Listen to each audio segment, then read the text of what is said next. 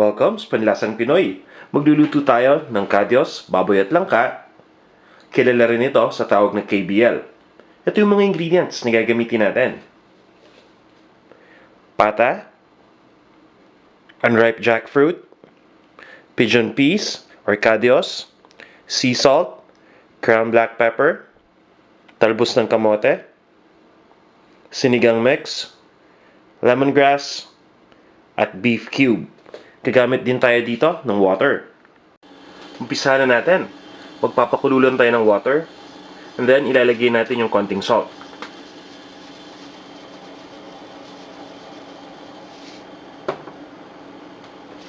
Next, ilalagay na natin dito yung pata.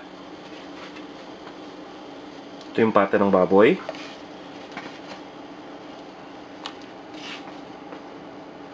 Ang ginagawa natin ngayon, pinapakuluan lang natin itong pata sandali. Kailangan natin kasing alisin yung amoy nito, and later on may lulutang dito na parang bubbles.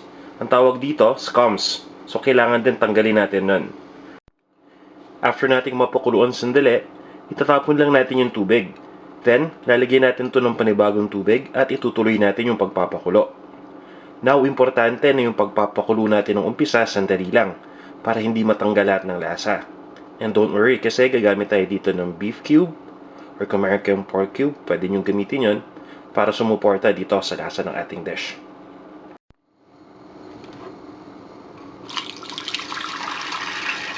Ito na yung water na gagamitin natin sa pangalawang pagpapakulo ng pata.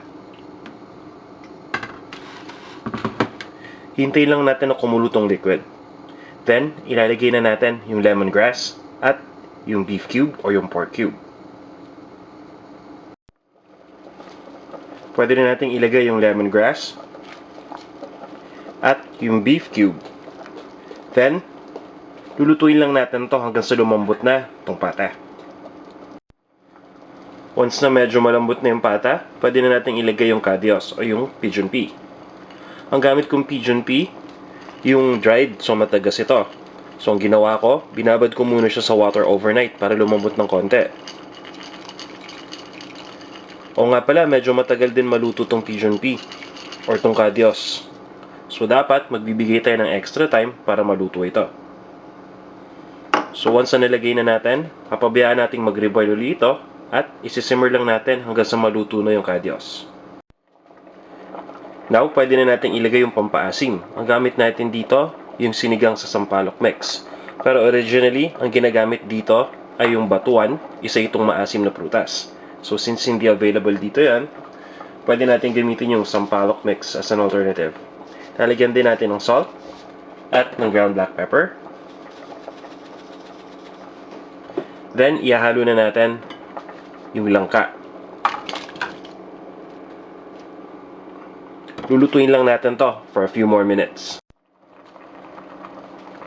Lastly, ihalo na natin itong ating kamote tops o yung sweet potato leaves.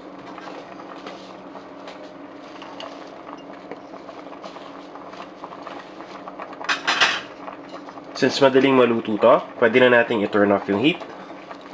At tatakpan lang natin itong ating pot. At pwede na natin itong i-serve afterwards. Para sa exact measurements sa mga ingredients at iba pang mga recipes na tiyak na magugustuhan ninyo, bumisita lang kayo sa panlasangpinoy.com. Ito na ang ating kadyos, baboy at langka or KBL.